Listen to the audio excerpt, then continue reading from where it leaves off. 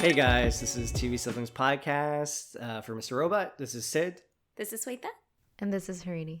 So we're gonna go over the very first episode of the last season of Mr. Robot. An amazing premiere. Amazing. Yeah, just like it within the first, 30 seconds of the episode was absolutely incredible. Sweta, want to give us a little bit of a recap of what happened? So the season starts off with the recap from last season, and in a way that I've never seen done this seamlessly before, it just starts the new season. Yeah. And we get the conversation between Angela and Philip Price, and Angela starts to realize what she did, and Philip Price does his best to console her and say, there wasn't any bigger purpose to what you did, and you just have to accept this and move on. But Angela says she's seen White Rose's project. She wants to take it from her. She wants to get revenge. And it's really interesting on a rewatch. You can see where Angela turns and she sees the Dark Army. And Philip Price is pleading with her, begging for her to just ask for forgiveness, take back what she just said. But she says she's not going to beg and she's not going to run. And then we see this devastating end to Angela's character where the Dark Army just shoots her in Philip Price's house. What did you guys think of this opening scene? Yeah, that was a really crazy moment. I was not expecting that to happen. I did feel like Angela, just like the trajectory that she was going, that eventually she was going to be a character that was killed off, but damn, that was a choice to just kill her off in those first minutes of the first season. I think that's really telling of how the season's going to go. Very fast pace, very back to the first, calling back to the first season as well. Yeah, absolutely agree. It was very telling of how this season's going to be, kind of fast paced and moving along with each of the characters, but yeah, a very, very cold way for the Dark Army to kill Angela and end her character. And there's so much to unpack in the scene. If you take the whole scene together with, the first part from the end of last season to the second part of this at the beginning of this season, the Dark Army was listening in, or I guess even White Rose was listening in the entire time. Philip Price was wearing a wire. He was talking to Angela as a way of somehow convincing her to step away from this, to save her life, because he knew Dark Army was going to kill her if she did not, stop going after and pursuing whatever her goals were. He was trying to save her life at the end of the day. That's all he was trying to do, because that's his daughter, and he knew the consequences of what Angela was going to do if she kept pursuing this path. And that just added so many different elements to the scene that changed the dynamic of the scene completely from the end of last season, where it's more like Philip Price revealing to Angela that he's her father and that he had a relationship with her mother, which is obviously a lot of information for Angela to digest in that moment. But in reality, this was all in pursuit to save her life, and it was all in vain. And a very emotional moment for both of them, actually. A very, very emotional conversation for both of them. And for it to end this way was just shocking. The other thing that I had a really hard time with for a while was, why did Philip Price agree to wear the wire? And I really couldn't reconcile that. But then I realized, this whole series, I almost thought of White Rose and Philip Price as equals. Philip Price made it clear in a couple conversations that he knew that White Rose was the most important person in the room, and he was trying to become that person. But after we watched this scene, it's so clear that White Rose owns Philip Price, and he just has to do whatever she says, because that's just the dynamic of that situation, and it became so obvious in this moment. Yeah, there's literally a chasm, a Grand Canyon size chasm of power gap between the two. Yeah, it's like not even remotely close. But I guess what I don't understand is, why is White Rose so threatened by Angela enough to that he wants to off her like that? Why is that? Like, is she really going to put a cog in all his plans? Like, just one person?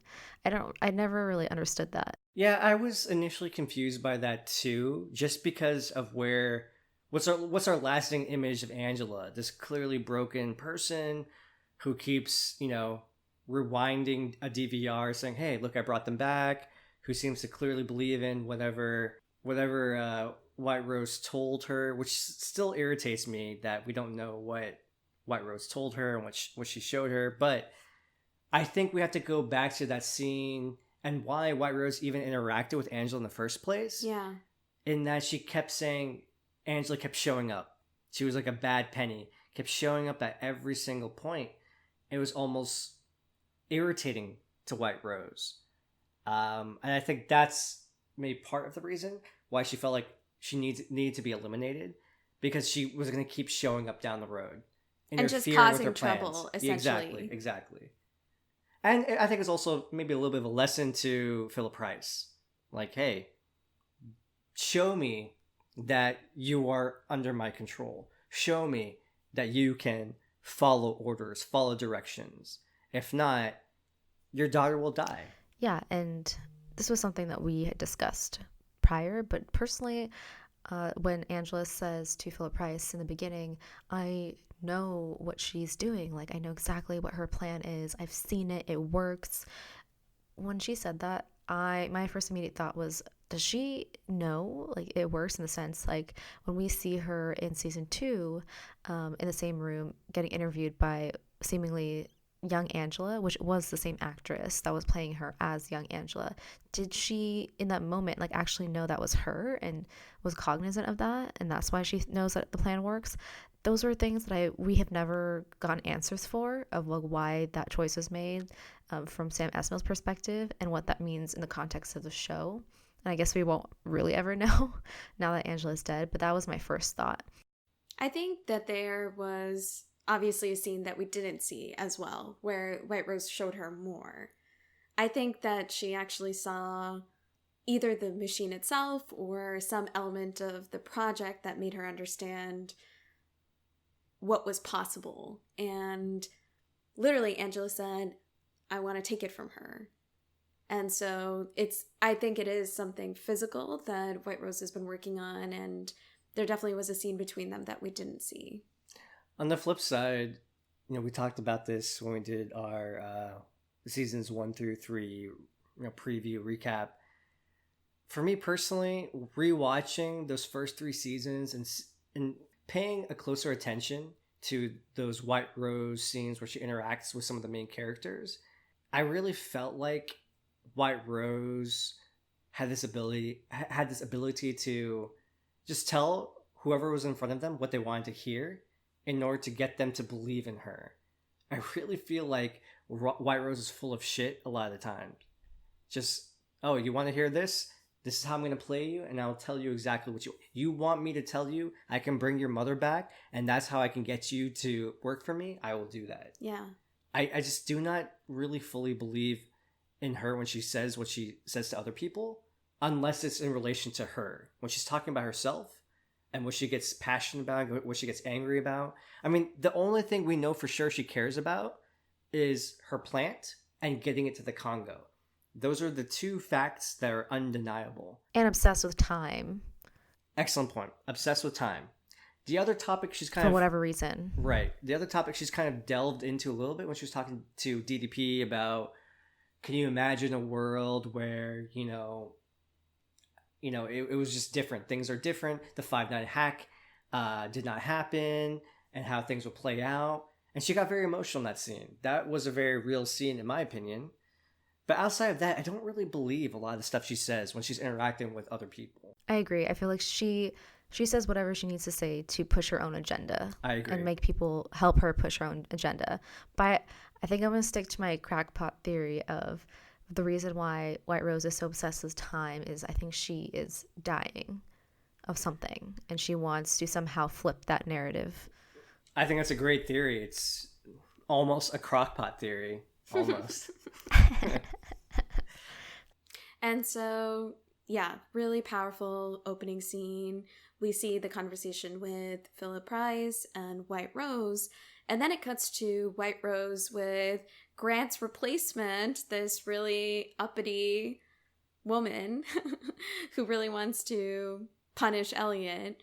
And essentially they have this quick conversational exchange where White Rose tells this woman to send Elliot the picture of Angela basically being shot in the head, a very gruesome photo.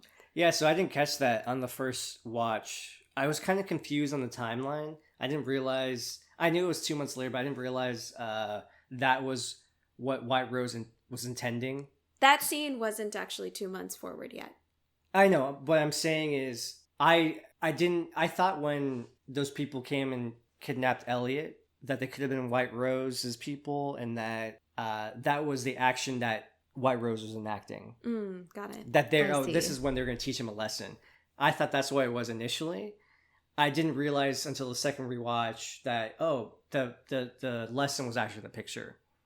That wasn't very clear to me initially. Correct. So now that we've established the timeline, it's kind of October-ish that conversation happens, and then stylistically they kind of show the ocean and its passing of time, but also space. Now we're back in New York and it's Christmas time. Which is interesting because just historically, Mr. Robot always seems to set place or starts out in October, every October. Oh, that's cool. I didn't realize that actually. In the show. Where Sam Esmail talks about why he wanted to set this final season in Christmas. There's actually a couple different reasons. One, he actually likes the melancholy of Christmas, where, part of Christmas is celebrating, but part of Christmas and the end of the year in general is contemplative. And so he liked setting that background of the melancholy of holidays to set the tone for the final season without it being kind of overtly set in other ways. And then the second reason, he just really likes British TV, and a lot of British shows do kind of a send-off Christmas special. And so this was kind of an extended send-off Christmas special for Mr. Robot. And so that was mainly the reason he set it during Christmas. So yes, this takes us to a new character, unfortunately very short-lived character, Freddie Lomax's Christmas party. And essentially Freddie Lomax is the lawyer for the Dark Army, negotiating their contracts and their offshore accounts, which we find out later on. And in this scene, he's being blackmailed by Elliot and Mr. Robot for his emails. And I personally loved that it was Mr. Robot on the phone when he's talking to him and blackmailing him. It was just such a fresh change of pace, and I think it was one of the first times in the show that we actually heard Mr. Robot on the phone. It's funny. I took it kind of a little bit different way. I thought it was more almost a new character. It was a Mr. Robot Elliot hybrid. And the reason I say that is when he's walking to the train and he's like, "Have you been following me this whole time?" And he's like, "No, I've been waiting for you on the train." And then he says, "This is Mr. Robot." And it quickly transitions from Christian Slater's voice to Elliot's voice. Almost to say, like, it's both of them working at the same time together. And that's how I took it. Well, it is very, very different than how we've ever seen them work together before. 100%. A continuation at the end of season 3 where Mr. Robot says to him, "I just want to talk more," which was kind of like an olive branch saying, "Let's work together." Definitely. Yeah. And it was great because what I really love, and I love when shows do this, is in the final season they kind of harken back to the first season, but it's also like in a fresh take and a new light with all the knowledge that those characters have from all those seasons. And of course, in the season 1, we saw Mr. Robot and Elliot working together, but it was in a very different way. Obviously, they didn't know. Elliot did not know about Mr. Robot, but now they're like unstoppable now. I feel because they know about each other and they're working in synergy, and it's fucking awesome. It really is. They're both badass together. And so yes, they're at Grand Central Station, and Elliot / Mr. Robot is kind of directing him onto the train to get the USB of his emails, and the Dark Army shows up. And when cornered, Freddie essentially gives Elliot the name John Garson, which becomes relevant later on. They get forced outside of Grand Central Station by the Dark Army, and this was actually a really sad moment. Freddie Lomax realizes that Elliot can't protect him and he commits suicide. And it's really interesting because Elliot's usually someone who thinks things through. And while Freddie Lomax is not an innocent person, he didn't really deserve to die in that moment either.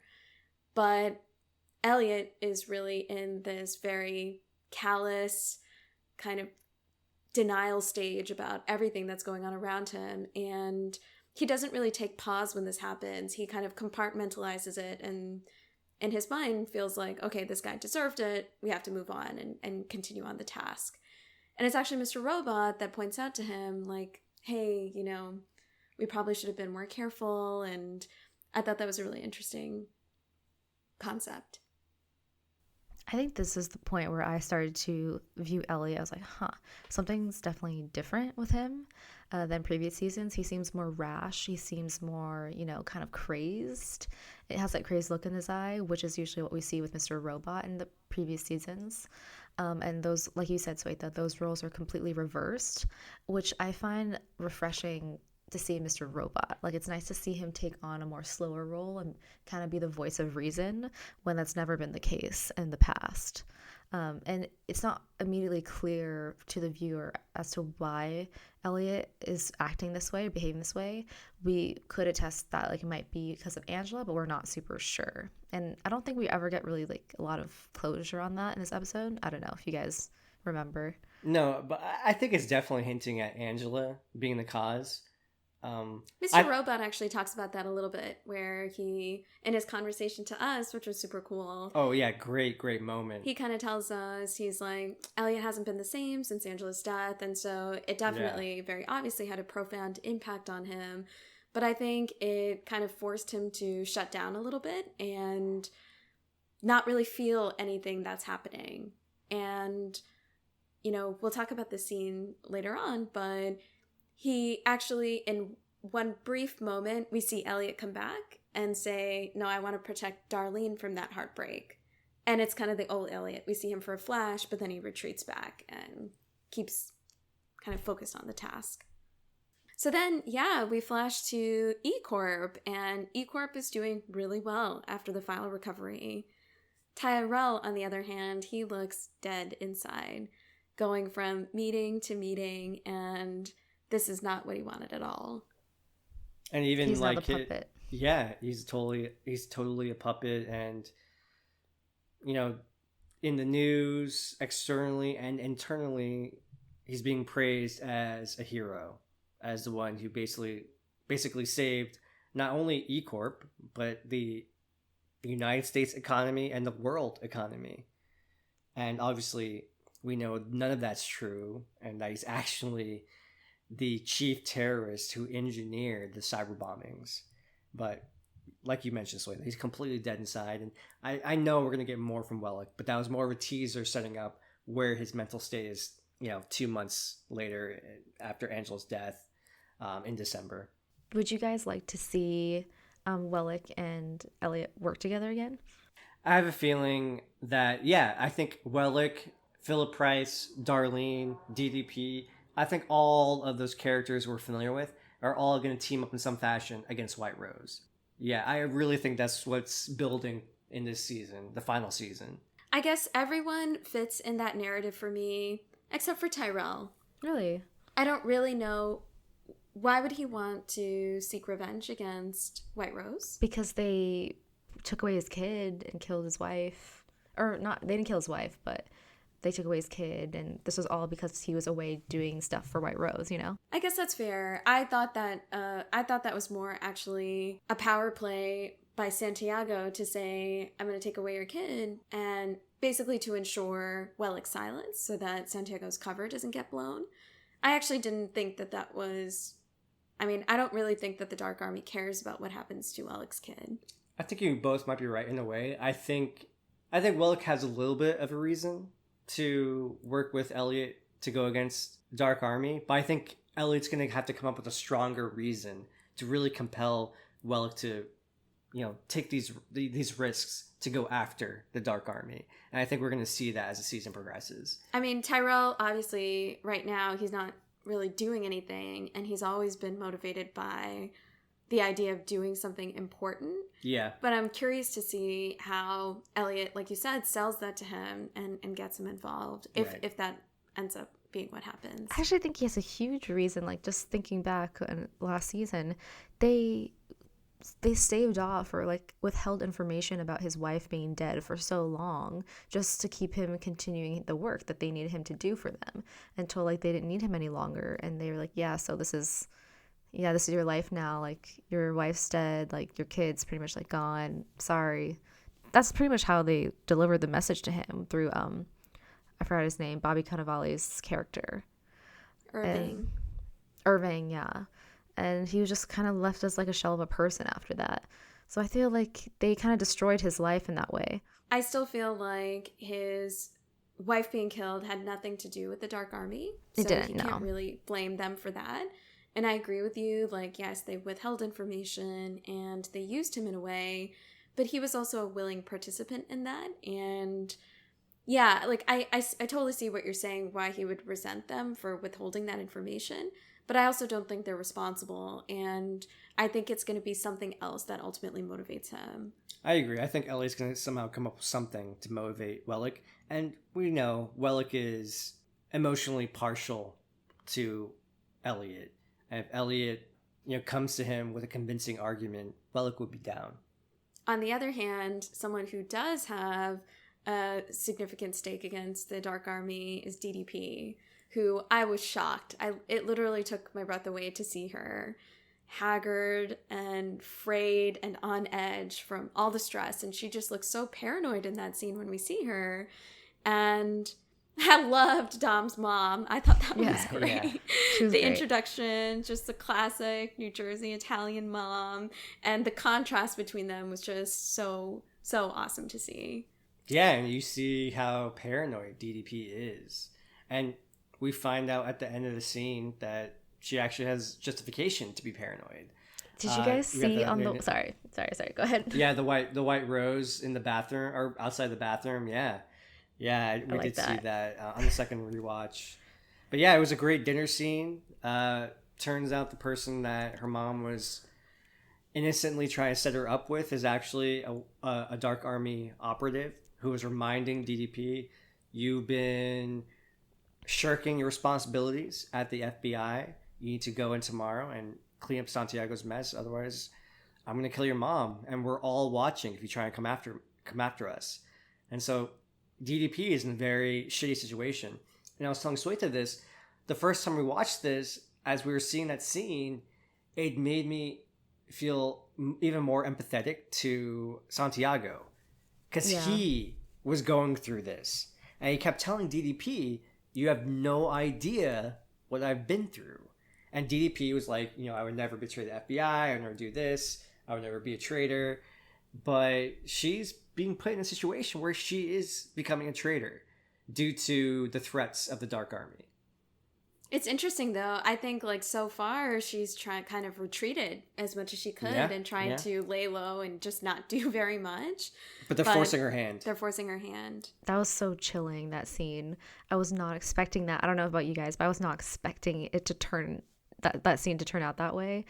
It was so creepy, the way that she was. And again, I totally agree with you, Sitha, how this is probably how Santiago felt, and that's scary. Like, they're always there. They're always watching. She has an incredible reason to be paranoid the way that she is. But I do feel like she has more grit than Santiago did, and I think she's going to do whatever she can as soon as she can to, like, stab them in the back or do whatever she can to get away. What was so cool about the Janice reveal, though, is just like you were saying, Harney, like, she's so on edge and like kind of suspecting everyone. The one person she didn't suspect was Janice, and that's how kind of tricky the Dark Army is. She even lets her guard down with her a little bit and says, hey, like, I'm sorry, like, my mom tried to set us up. Definitely. And it totally turned the tables on her. And she was great. And DDP, just like you said, like, being the person that she is, she was like, I'll get you first, or, I'll come find you, I'll come after you. And she was like, good luck with that. There's like hundreds others just like me. And it just makes you feel so powerless in that situation. Yeah, and maybe she does have more grit than Santiago, but assuming that they're both equal in their stature and how they handle things, the one thing that DDP has that Santiago never had, she has potential allies. She has a connection with Darlene, which I think, somehow they will reconnect. And there's also Elliot. She knows Elliot has the capabilities to take down the Dark Army, or at least hurt them. So if she's able to, summon up the courage somehow and willing to take that risk, she could somehow work with them, which I think she will in this final season. And that's something Santiago never had. Santiago was truly alone. I think in his head, he was hoping to maybe bring in DDP at the end of the season 3 finale. Yeah. Maybe I could bring her in, she could work with me, and maybe we both can get ourselves out of the situation.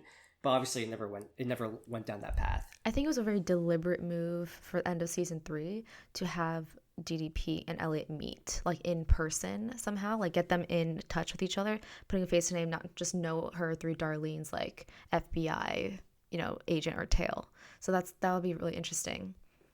And I think then we transition back to Mr. Robot and Elliot in their new headquarters, the previous Allsafe building. Awesome. So that's awesome. Kind of a cool callback. Allsafe. Who's to say like that? No, that's what, if you looked on the Allsafe, the second L was missing. So it said Allsafe. I didn't see that. And we see this giant board where they are trying to make all these different connections between different people and different companies. Obviously, Cyprus National Bank is on there. Freddie Lomax is on there now. And with White Rose at the center. It's basically a Dark Army version, Elliot's version of the FBI board that they had for him. Correct. And F Society. He's basically trying to piece things together and find out where they are most vulnerable. And I think he's right on the money, no pun intended, that the bank is kind of where she is most vulnerable, because right now she has unlimited resources. And I think that's the most dangerous thing about White Rose. And if you take that away, I think that's the way to get to her. A couple of important things from the scene. You touched on this earlier, Swetha. This is where we truly get to see how different Elliot is post Angela's death, and how different Mr. Robot is, noticing that Elliot's a little off. He's very callous, saying Freddie Lomax, what happened to him, he deserved. While Mr. Robot's like, hey, maybe we're rushing into things. Maybe we need to slow things down, be more methodical. While Elliot says, no, we have John Garson's address. Let's go to his house, find out information. While Mr. Robot's like, we could just knock on his door. But Elliot's like, fuck it, man. We're wasting time. We have to do this. White Rose is a week away. We get an update on the timeline. A week away from shipping her plant to the Congo. And we have to move now. And so a lot of important details. But the final detail, or one of the final details, Darlene kept trying to call Elliot, and Elliot was ignoring it. But the person who does finally force Elliot to respond was Mr. Robot, saying, hey, Darlene's calling. We need to talk to her. While every other season, the roles would be reversed. Mr. Robot saying, we don't have time for this shit. You gotta focus on the plan. While now it's Elliot saying, we have to move forward. We have to accelerate our plan.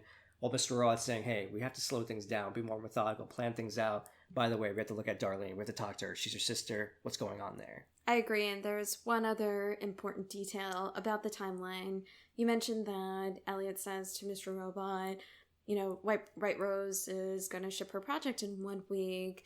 That's also essentially the deadline on Elliot's life, because as soon as the project ships, he has no value. Yeah. He actually becomes a major threat to anything White Rose is planning in the future. And essentially he knows that the Dark Army is coming for him, and there's nothing he can really do to stop that. And so he knows that whatever he has to do has to happen within 1 week. And that kind of sets the timeline for the season as well, where the remaining episodes of the season are most likely going to all take place within a single week. Agreed, yeah. So that transitions us to Elliot's apartment, where Darlene does show up. Sorry. And she's very coked up and talking very manic and convinced that she saw Angela on the streets. And once again, I agree with you. We see a lot of role switching where Elliot, in a really funny scene, actually, Elliot's like, I can't deal with this right now. And immediately Mr. Robot steps in and is talking to Darlene, like, tell me what you saw, like, trying to be comforting.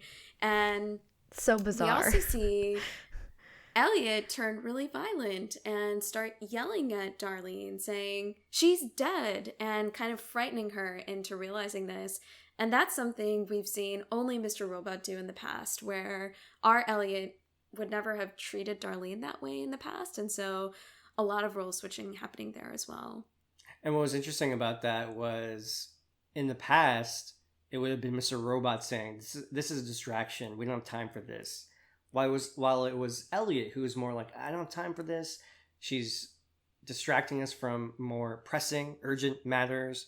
You deal with her. While Mr. Robot was a little bit more caring, trying to understand, hey, Darlene, what's going on? Even going as far as to tell Elliot after Darlene had left, why not show her the picture of Angela being dead? Then she'll have finality knowing that she's dead and that she can move on. And you touched on this way where we finally get the original Elliot for a brief moment where he says that would break her heart. And I actually think the roles switched again in that scene because Mr. Robot was saying, well, it'll put her out of her misery. And that felt like the old Mr. Robot, right? So they haven't fully switched roles, but they're almost like a blending of switching each other, if that makes sense. They're not. It's just a strange dynamic that's happening right now. I think it's also touching on the point there. They're the same person at the end of the day. True. Where as much as we see Mr. Robot and Elliot as two separate characters, they're the same person. Basically, two manifestations of Elliot. And I think that's what this final season is touching on a lot, where, just like you said, we're seeing them both act uncannily like each other, when in fact they're one person. Yeah, and just to go back to why Darlene was even there in the first place, is because she keeps insisting that she saw Angela. She saw Angela, and this was interesting because they talk about how, so clearly they have been like researching up on her and her whereabouts, because they say, I saw she was wearing the same thing from the security footage before she got taken into that black car, and like I saw her with the shopping cart and whatever. So like, do you think that she actually saw her? Is it the drugs? Or maybe Darlene is seeing like her own version of Mr. Robot and in the form of Angela. I think there could be many ideas to that. What are your guys' thoughts? I personally think that she just was seeing something. She was so high on drugs that she thought she saw her. And I think it's really interesting. I think both Elliot and Angela, or both Elliot and Darlene, are dealing with Angela's disappearance in really different ways. And at the end of the episode, we see Darlene back in Angela's apartment, and she just has a complete breakdown where I think she finally realizes Angela's dead. And so I don't think she hangs on to the fact that she thinks she saw Angela. I do think that was her mind playing tricks on her. Yeah, I agree. I think it might be too late in the game to bring in a Mrs. Robot that Darlene might be seeing. It'd be cool, but I don't know. We could be wrong, but I don't think so at this stage. But I think two important things that happen in this scene before we move on. Darlene confronts Elliot saying, you're the one feeling guilty about Angela's death, which I think is actually 100% true, and why he's acting the way he is and putting on this front to mask what's really happening, what he's really feeling. The second thing, and Swetha, you touched on this earlier, we have our very first interaction with Mr. Robot where he talks to us. And I think that shows the desperation of Mr. Robot in how he's dealing with Elliot. Elliot doesn't talk to us anymore. Mm-hmm. And so Mr. Robot feels compelled to talk to us in order to help Elliot because he doesn't know what else to do. Correct. Mr. Robot is almost looking at us as an ally in this situation. Like, help me get through to Elliot and help me help him. Purely out of necessity. He doesn't want to talk to us, clearly. Yeah. And so, yes, this brings us to the scene where they track down John Garson's apartment, and they quickly realize that this was a honeypot, this was a setup, and Elliot gets dragged out of this apartment into potentially his own apartment. We were debating this, whether there were some things that looked like his apartment, but the apartment clearly looked different in some aspects as well. What did you think, Harney? Was that that final scene that we saw in the episode, was that in Elliot's apartment? I think so. Okay. There was nothing that made me think different to that, yeah. And so he gets dragged back to his apartment, and we basically see him going through different iterations bargaining with these guys. Initially saying, you know, I know you work for her, you don't really want to do this, she's a really bad person, you know, she's done a lot of bad things, I know what's really important to her, trying to share information. And Curbing White Rose. Her being White Rose, correct. And then, because in his mind, the only people that would do this, drag him into this situation, would be White Rose and the Dark Army. Correct. He doesn't really consider any other possibilities. Then he switches more to just his raw emotions. Like, I can't leave yet. I've hurt too many people. I have some really important work to do still. And he basically is like, please don't do this, begging and pleading. But then he gets shot up with either probably morphine for the show to stay with, you know, Elliot's choice of drug. And it's none other than Sam Esmail himself that says, goodbye, friend. So before we unpack that even further... Once you finish the scene, then we'll unpack it. Okay. And so Elliot goes through, you know, basically the final moments of life where he's seeing these flashbacks of important moments in his life. And he actually does die, where he stops breathing from the morphine overdose, and we think that's it. But then the Man in Black comes back in and gives him the naloxone nasal spray, which basically reverses the opiate in his system, reverses the temporary respiratory depression, and Elliot starts breathing again. And he literally comes back to life from this opiate overdose. And that's how the first episode of the final season ends. But who walks in? Oh, yeah. So Philip Price, of course, walks in. Yeah. And so that we find out that it was actually Philip Price's men who did this in the Dark Army. Yeah, a couple things to unpack. I thought it was hilarious to see Elliot being dragged out of that hotel or apartment with Don't Worry, Be Happy playing while this guy was downing Fruity Pebbles and this other guy was arguing with someone on FaceTime. It was just like the I don't know, the contrast in the scene was hilarious. So yeah, a couple things. Was the John Garson code word a code word given by Philip Price to Freddie Lomax? And that's why he gave it, knowing that, hey, if I'm in trouble, I have to give this code word. Or was that a Dark Army code word, and Philip Price happened to be monitoring this location and intercepted Elliot? What did you guys think about that? So remind me again, who dragged Elliot out of the honeypot? Was it Philip's men? Yes, it was Philip Price's men. I mean, that doesn't make sense to me because that would mean that Philip Price has intercepted Freddie Lomax at some point and gave him that code word. Or I think the more likely scenario is that Philip is like tailing Elliot this entire time and maybe like trying to keep him out of trouble, like keep him close, and probably intercepted this, you know, the honeypot situation. Okay. I personally think that Philip Price did find Freddie Lomax. You do? And okay. he was the one that gave him that code word. There's a really small detail where Mr. Robot and Elliot are talking in that Allsafe kind of headquarters. And Mr. Robot's actually trying to do research on John Garson. And he's like, there's so much stuff on this guy. He literally posts everything on social media. So someone actually went through the effort of building this character, John Garson, this person, this fictional person that was supposed to live in this so-called apartment. And so I'm not quite sure what the intention of this, you know, situation was, but I do think it was actually Philip Price that created that situation. It was a code word for him and his men to intercept Elliot and force this situation, and that Philip Price was behind this whole situation all along. That's what I think. I guess the timing is a little strange to me. Like, this is whatever. Like, this, when Angela died was in October, we're assuming, I think. Yeah. And then now it's like December, clearly, like maybe even close to Christmas time.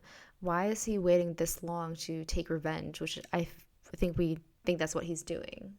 I definitely agree with that. That I'm struggling with as well, where if Philip Price's whole intention by doing this death and bringing Elliot back is to basically serves a few purposes. One, it says, Elliot, I can do whatever I want to, and you have to kind of listen to what I say.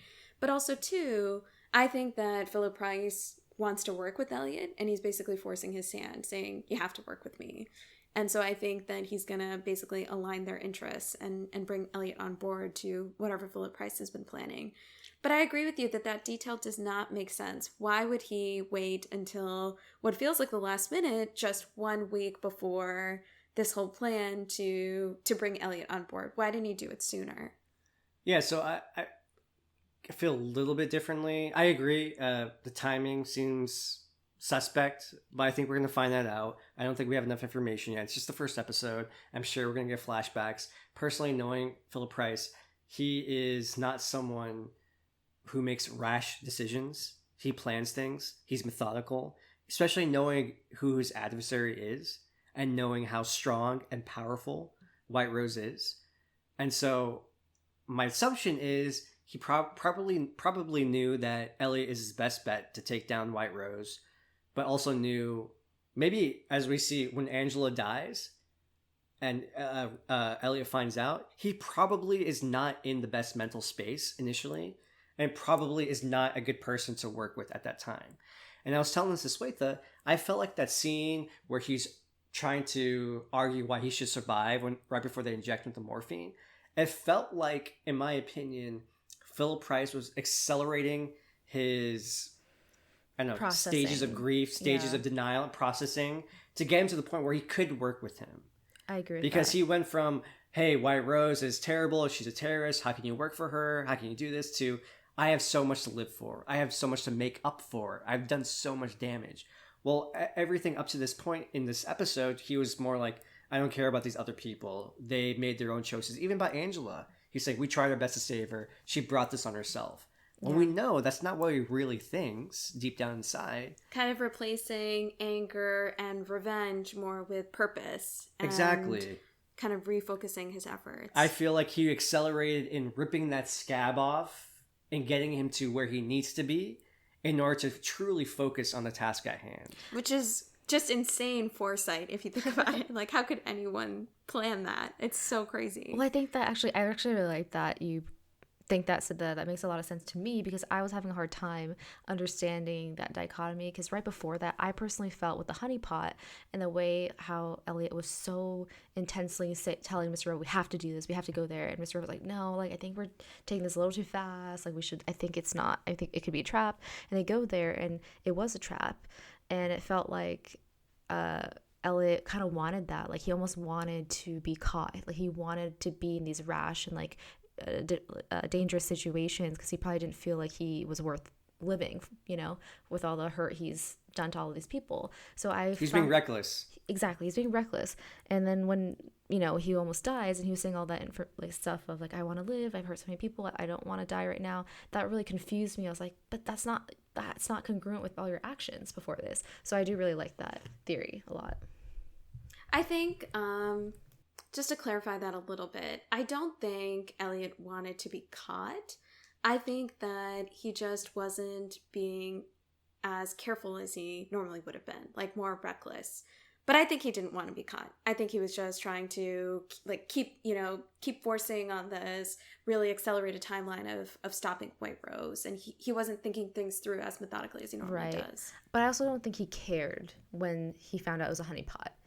He was like, oh, it's a honeypot, oh well, and then he was just kind of waiting for them. Though, don't you think when they were dragging him out? But when they were dragging him out, yeah. Prior to that, when he realized it was a honeypot, he was like, "Shit, it's a honeypot. We got screwed. Let's leave." Yeah, he kind of was like emotionless a little bit, but yeah, that was a fantastic episode. So 2 things. Did you guys think there was any significance that as Elliot was dying, that we see Mr. Robot, his mom, and Elliot as a child in the corner talking, saying, oh, this is how it's going to end?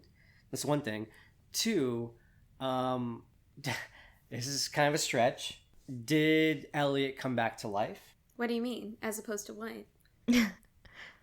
Like it's all a dream.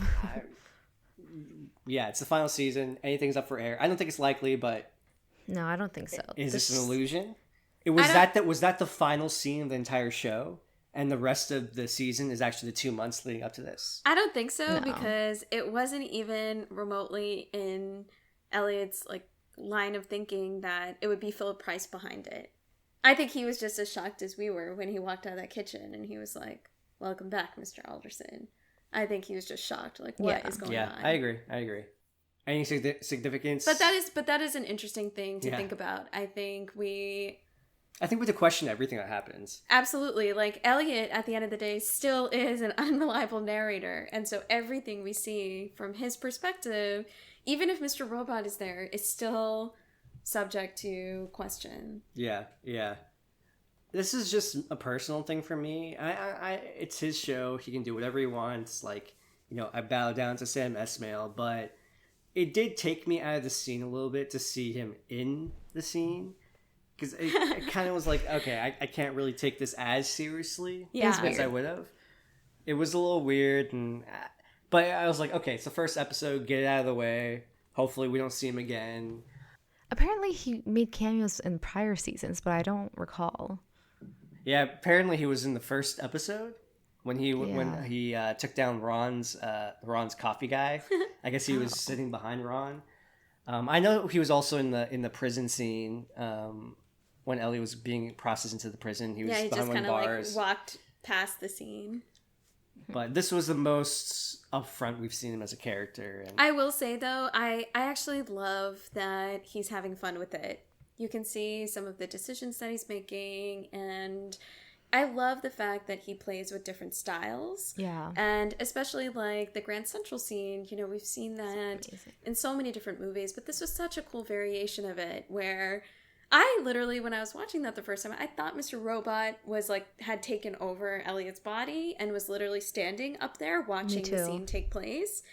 And so then when we see Elliot sitting on the train, it was like, oh, no way. He's just watching everything. That was so cool. And directing it. And I just loved that. I thought that was so freaking cool. And he does that time and time again. Like when, this was like such a small detail, but I freaking loved it. When DDP's holding the gun and she's searching her house, like who just came into the house? Like, is someone going to kill me right now? She's wearing like bunny slippers because she's literally in her PJs in her mom's house, It was just like such a cute little detail. And I just love that it's obvious that he's having fun with it. And I would have it no other way, I think. Yeah. But so Harney, why don't you give us your thoughts then? What do you want to see for the next episode? What do you think is going to happen? No idea. I mean, hopefully we see a little more, of course, with Philip Price and Elliot, that plan kind of evolving or rolling out what they want to do. I just want to see some revenge take place, to be honest. I want that ball to start getting rolling on, and I don't know. I'm curious if we're going to get any flashbacks to fill in the gap of what's been happening, but I'm not sure if that's the case. Like Swetha was saying, I think they're going to want to focus more on this 1 week time span since it is like very quick, but they have till Christmas or until December. They have 13 episodes. Definitely could do like a flashback episode or like flash in between of what's been going on, because I feel like somehow to me that's key to what's going on right now. Yeah. I'm curious as well, like you just pointed out, we're going to see Elliot and Philip Price working together, but White Rose is monitoring everything, and she's not a dumb person. She has to know that Philip Price is going to want revenge, and Elliot's also going to want revenge too. I mean, she knows how important Angela was to Elliot, and the 71 building explosion, like, I'm sure she's expecting something, and they are being monitored. So I don't know. I'm curious about that aspect of things. But we know that one of White Rose's most obvious flaws is that she can be arrogant. Yeah. Yes. And she can be overconfident. Yes. So that could be something that they manipulate. So one last thing, a person we haven't talked about for this entire premiere because it wasn't in the premiere. Leon? Vera. How is Vera going to have some kind of role in season 4? Because he will have a significant role. I think Vera's going to be Elliot's dark horse And I think he's I going to have a agree with significant that. way of like him being a key player and him taking down White Rose. And I cannot wait for that. Yeah, I agree 100%. I actually think Elliot and Vera are going to work together, and that's going to be a dynamic that White Rose doesn't account for, a Yes. variable she doesn't account for. That, like you mentioned, perfect way of saying, a dark horse that will be instrumental in bringing down Dark Army and or White Rose in some capacity. I feel like Vera is essentially Elliot's Leon.